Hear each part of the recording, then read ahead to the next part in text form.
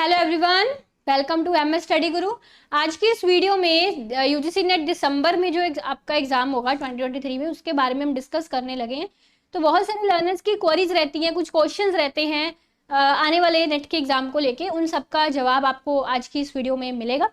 तो पूरी जानकारी लेने के लिए वीडियो को एंड तक देखिएगा। नए आए हैं चैनल पर तो डिस्क्रिप्शन में सारी डिटेल्स दी गई हैं, टेलीग्राम का लिंक दिया गया है, वहां पर जाके आप सभी क्लासेस आपको मिल जाएंगी। सभी क्लासेस के लिंक्स आपको टेलीग्राम पर मिलते हैं। मेरी यूजीसी नेट की बेस्ट सेलिंग बुक्स का लिंक भी डिस्क्रिप्शन में दिया गया है। एंड अगर आप पूरा कोर्स लेना चाहते हैं तो उसके लिए अनअकैडमी का लिंक भी आपको डिस्क्रिप्शन में दिया गया है।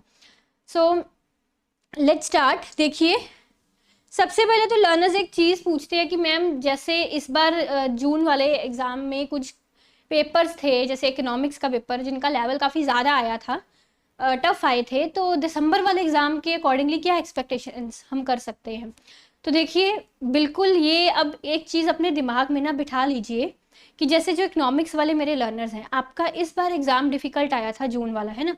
तो अब एनटीए उस लेवल के आपको क्वेश्चन नहीं पूछ रहा कि आप जस्ट 1 महीने पहले पढ़ लोगे और काम चल जाएगा। नहीं, आपको कम से कम 5-6 महीने कम से कम लगाने पड़ेंगे अगर आपको नेट क्लियर करना है। तो मतलब 1 महीने में सिर्फ तैयारी करके नेट क्लियर करना अब इम्पॉसिबल ही हो चुका है। स्पेशली इकोनॉमिक्स का पेपर तो बहुत लेवल बढ़ गया जैसे। तो you have to remain consistent कम से कम 5-6 महीनों के लिए। बच्चे पूछते हैं हम 3 महीने का सब्सक्रिप्शन ले लें या अभी एग्ज़ाम है तो 3 महीने पढ़ के हो जाएगा। ठीक है, आप ट्राई कीजिए 3 महीने पढ़ के, क्योंकि अभी अगस्त चल रहा है तो 3-4 महीने ही रह गए हैं एग्ज़ाम को। ये नहीं मैं कह रही कि अब दिसंबर वाला एग्ज़ाम दीजिए ना, बट अगर आपको सच में एफर्ट्स लगाने हैं ना तो बहुत टाइम से स्टार्ट करिए, किया करें। यानी कि 6 महीने एग्ज़ाम से पहले के कंसिस्टेंट एफर्ट्स जो हैं ये मायने रखते हैं आपका नेट जेआरएफ क्लियर करने में। ठीक है, so this is a very important thing. अब जैसे आपका जून वाला एग्ज़ाम टफ आया था, बिल्कुल एक्सपेक्ट हम कर सकते हैं कि दिसंबर वाला एग्ज़ाम भी ऐसा आएगा। बट चीज़ क्या है कि जैसे जून वाले एग्ज़ाम में उन्होंने इकोनॉमिक्स में क्या किया था कि कुछ पर्टिकुलर यूनिट्स से थे जिनसे उन्होंने ज़्यादा क्वेश्चंस पूछे थे और कुछ यूनिट्स को कम वेटेज दिया था।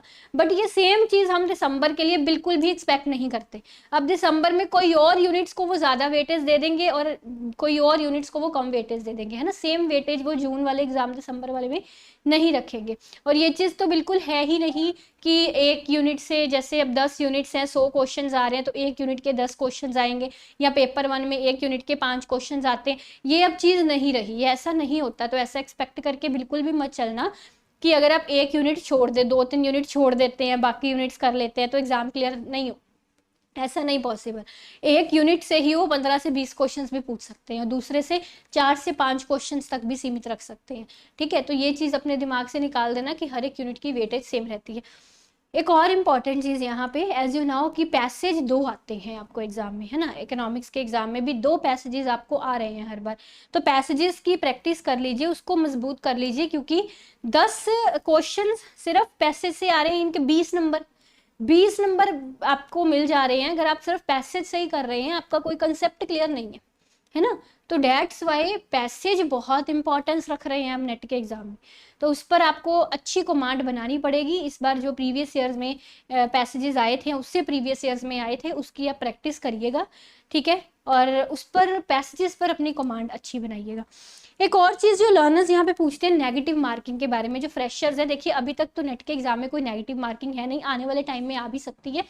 तो दिसंबर वाले एग्जाम में तो है नहीं। भाई मैं आपको एक चीज़ बताती हूँ कंक्लूजन में, नेट का एग्जाम का लेवल ना दिन प्रतिदिन बढ़ता जा रहा है। हो सकता है दिसंबर में लेवल जून से भी ज़्यादा चला जाए, है ना, हो सकता है। तो जितना जल्दी हो सकता है ना, मतलब क्रैक करके काम को बस फटाफट कर लो, क्रैक कर लो। क्योंकि आप आज का पेपर, जून का पेपर इकोनॉमिक्स का देख लो और आज से काफ़ी 2012-2013 का पेपर देखो, ज़मीन आसमान का डिफरेंस नज़र आएगा आपको कि एनटीए लेवल, नेट का जो यूजीसी नेट का लेवल है कैसे बढ़ता जा रहा है। तो मतलब जितना जल्दी हो सकता है उसको क्रैक करके बस काम मुका दो, फटाफट से नेट कर लो, जीआरएफ कर लो।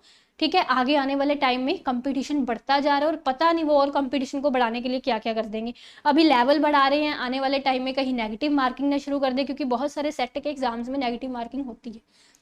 ठीक है ना। तो चांसेस हैं कि आने वाले टाइम में नेट ये चीज़ भी कर सकती है एग्जाम को और कॉम्प्लिकेटेड बनाने के लिए। तो इसलिए अब जितनी जल्दी हो सकता है फटाफट से अपनी मेहनत करके, ये मतलब सोचिएगा कि अब 3-4 महीने रह गए, अच्छे से तैयारी नहीं होगी, हम अगले बार वाला देंगे, ये गलत सोच है। 3-4 महीने रह गए हैं, डेडिकेशन से तैयारी करिए, जितना टाइम भी रह गया उस टाइम में बिल्कुल कंसिस्टेंट रहिए और दिसंबर वाला एग्जाम जरूर अटेम्प्ट करिएगा। ठीक है, ये कभी भी मत सोचिएगा नहीं इस बार वाला भी तैयारी नहीं है, हम अगली बार वाला दे देंगे, नहीं, ऐसा मत सोचिएगा। ऐसा करके आप टाइम वेस्ट करी जा रहे हैं अपना। ठीक है, जितना जल्दी हो सकता है निकाल लो एग्जाम को। अच्छा, लर्नर्स ये बहुत पूछते हैं कि मैम हम अभी मास्टर्स में हैं, तो क्या मास्टर्स के फर्स्ट ईयर में एग्जाम दे सकते हैं? बिकॉज लास्ट वाले हमारे इकोनॉमिक्स के बैच से बहुत सारे स्टूडेंट्स निकले हैं जिनका अभी मास्टर्स चल रहा था और उनका एग्जाम मास्टर्स के दौरान ही क्लियर हो गया। तो मास्टर्स के फर्स्ट ईयर में भी आप अटेम्प्ट कर सकते हो, बट इसमें ये होता है कि जैसे आप मास्टर्स के फर्स्ट ईयर में हो, आपका नेट क्लियर हो गया, तो एट द एंड जब आपकी मास्टर्स खत्म हो जाए तो आपके कम से कम 55% नंबर अपनी मास्टर्स में होने चाहिए जनरल कैटेगरी के। ठीक है, अदरवाइज फिर वो नेट का सर्टिफिकेट, नेट का आपके लिए कोई वैल्यू नहीं रखेगा। ठीक है, तो इसलिए कम से कम 55% होने चाहिए मास्टर्स के। वैसे मैं ये रिकमेंड करती होती हूँ अक्सर ही कि मास्टर्स के फर्स्ट ईयर में आप ना दो एग्जाम, मेरी पर्सनल रिकमेंडेशन है, क्योंकि अभी तक आपने अपने मास्टर्स का सिलेबस ही नहीं कंप्लीट किया। जैसे आप मास्टर्स इन इकोनॉमिक्स कर रहे हो, आपको इकोनॉमिक्स में नेट देना है, तो फर्स्ट ईयर में तो अभी तक आपने सिलेबस ही नहीं पूरा कंप्लीट किया, कितना आधा सिलेबस भी नहीं अभी आपका हुआ फर्स्ट ईयर में। तो जिस बच्चे ने भी मास्टर्स का सिलेबस ही नहीं पढ़ा, नेट का एग्जाम है ना, मुझे नहीं लगता कि वो क्लियर कर पाएगा, और अगर क्लियर कर भी लिया तो नेट हो जाएगा, जेआरएफ नहीं होगा या। ठीक है, तो वो चीज़ कहीं ना कहीं आपके लिए डिफिकल्ट हो जाएगी वो चीज़, क्योंकि आपका भी सिलेबस ही नहीं हुआ इकोनॉमिक्स का, ये दिक्कत रहती है।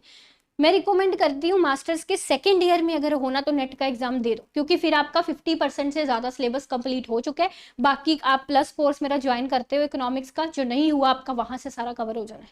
ठीक है, तो मास्टर्स के सेकेंड ईयर जो आपका थर्ड सेमेस्टर होता है ना, उसी में एग्जाम दे दो, बिल्कुल दे दो, बट फर्स्ट ईयर में थोड़ा अभी ठहर जाओ। ठीक है, तैयारी कर लो, अभी फीस वेस्ट होगी आपकी, आपके लिए बेनिफिशियल है, तो ये चीज़। ठीक है, और एक चीज लर्नर्स और पूछते हैं कि मैम जो नेट का सर्टिफिकेट होता है उसकी वैलिडिटी, जो नेट का सर्टिफिकेट होता है उसकी वैलिडिटी सारी उम्र रहती है। ठीक है, अब अभी नेट क्लियर कर लेते हो, जब मर्जी आप असिस्टेंट प्रोफेसर के लिए अप्लाई करो।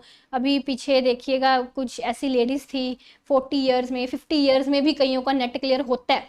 ठीक है ना, तो मतलब नेट के एग्जाम में कुछ ऐसा एज लिमिट नहीं है कि इतनी एज के हो तभी आप अपेयर कर सकते हो, और उसके सर्टिफिकेट की वैलिडिटी भी ताउम्र ही रहती है, इसमें कुछ एज रेस्ट्रिक्शन नहीं होती। ठीक है, एक बार नेट क्लियर कर लिया सारी उम्र आप असिस्टेंट प्रोफेसर के लिए एलिजिबल हो। ठीक है, तो जो जेआरएफ होती है उसकी वैलिडिटी होती है 3 साल के लिए। जैसे आपका जेआरएफ निकला तो 3 साल के अंदर अंदर आपको किसी यूनिवर्सिटी में पीएचडी के लिए अप्लाई करना पड़ता है। जस्ट आपको मतलब रजिस्टर करना है 3 साल के अंदर अंदर, क्या होता है रजिस्टर करना होता है आपको 3 साल के अंदर अंदर। उसके बाद जब आपने रजिस्टर कर लिया उसके बाद आपकी पीएचडी 5 साल तक आप चला सकते हैं।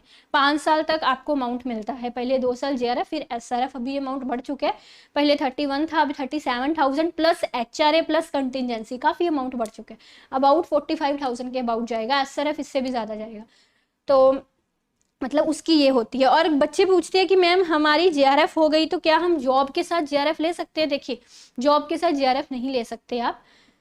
अगर आपकी जेआरएफ हो गई तो ये नहीं है कि डायरेक्टली बस सरकार आपको पैसा देना शुरू कर देगी। सरकार आपको पैसा किस चीज़ का दे रही है? रिसर्च करने का दे रही है, ताकि आप मन लगा के अपनी रिसर्च कर सको, आपके दिमाग में कोई फाइनेंशियल वो इंडिपेंडेंस का वो ना रहे कि भाई मेरे पास पैसा नहीं है, मुझे पैसा कमाना है ना, मुझे अपना लाइवलीहुड कैसे चलाना है, अपने घर का लाइवलीहुड कैसे चलाना है, वो टेंशन आपके दिमाग में रहे, इसलिए जब सरकार आपको रिसर्च का पैसा दे रही है। अगर आप जेआरएफ करने के बाद पीएचडी में एडमिशन नहीं लेते तो आपको कहीं से कोई पैसा नहीं आएगा। ठीक है, जेआरएफ के बाद आपको यूजीसी रिकमेंडेड एक यूनिवर्सिटी में, यूजीसी रिकॉग्नाइज्ड यूनिवर्सिटी में एडमिशन लेना है पीएचडी के लिए, उसके बाद ही आपको जेआरएफ का अमाउंट मिलता है। 5 साल इसकी मैक्सिमम लिमिट रहती है, बट 3 साल के अंदर अंदर आपको रजिस्टर करवाना पड़ता है यूनिवर्सिटी में जब आपका जेआरएफ क्लियर हुआ उसके। ठीक है, ये चीज़। ठीक है, तो यही बेसिकली क्वेश्चंस मैंने सारे लिखे हुए हैं जो लर्नर्स पूछते रहते हैं। तो अभी आपके फॉर्म्स जो हैं वो जल्दी ही आ जाएंगे दिसंबर वाले एग्जाम के लिए। प्लस पर अभी हमारा कोर्स जोरों शोरों से चल रहा है इकोनॉमिक्स का, जिसका भी फिलहाल इंटरनेशनल पब्लिक इकोनॉमिक्स वाले यूनिट्स चल रहे हैं। नवंबर तक मैंने कमिटमेंट किया आपको इकोनॉमिक्स का सारा सिलेबस कंप्लीट करवाना है। और हमारे बैच में ऐसे भी स्टूडेंट्स हैं जो एकदम फ्रेशर है, मास्टर्स के फर्स्ट ईयर में है, मतलब बिल्कुल ही नेट पहली बार दे रहे हैं, they don't know about the basic, ऐसे स्टूडेंट्स भी हैं हमारे बैच में। तो अगर आप भी ज्वाइन करना चाहते हैं तो कर सकते हैं इकोनॉमिक्स का मेरा बैच। डिस्क्रिप्शन में आपको लिंक दिया गया है, सभी डिटेल्स दी गई हैं। अभी इंडिपेंडेंस डे ऑफर चल रहा है 20% ऑफ का, सिमर 10 मेरा कोड है, डिस्क्रिप्शन में कोड भी आपको दिया गया है। अगर आपको ये जानकारी अच्छी लगी है, इस तरह की कोई और क्वेश्चंस हैं आपके दिमाग में, क्वेरीज हैं नेट के एग्जाम से रिलेटेड आपके दिमाग में, या असिस्टेंट प्रोफेसर से रिलेटेड, तो आप डिस्क्रिप्शन में ज़रूर बता दीजिएगा, I will clear your doubts. ठीक है, थैंक यू।